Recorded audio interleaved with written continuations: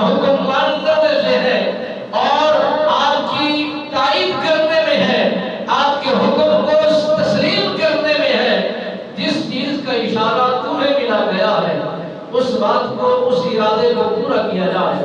حضرت عبد المطلب سرکار فرماتے ہیں میں نے ان سارے بیٹوں میں سے جس بیٹے کی قربت زیادہ، محبت زیادہ، پیار زیادہ، لگن زیادہ، حسن زیادہ، جمال زیادہ، کمال زیادہ، اخلاق زیادہ، وہ حضرت عبداللہ پاک تھے۔ حضرت عبد المطلب سرکار فرماتے ہیں میرے جسم کے اندر نور محمدی موجود تھا، جہاں سے گزرتا لوگ قدر بھی کرتے، اہمیت کو بھی جانتے، میرے فیصلوں کو بھی تسلیم کرتے، میری قدر و قیمت کو بھی سمجھتے، میری اہمیت کو بھی جانا کرتے تھے، میرا استقبال بھی کیا کرتے تھے۔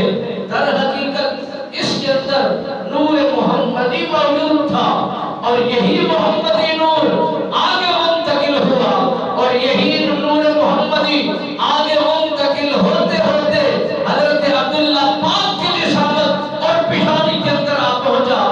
حضرت عبداللہ پاک حسین بھی تھے، جمیل بھی تھے، حسن و کردار کے بہترین صابر بھی تھے۔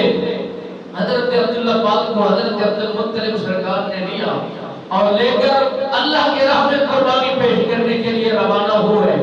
جب راستے میں پہنچے تو قریش کے لوگوں نے پوچھنا کیا اے سردار عبد المطلب سرکار آپ اس بچے کو کہاں لے جانا چاہتے ہیں؟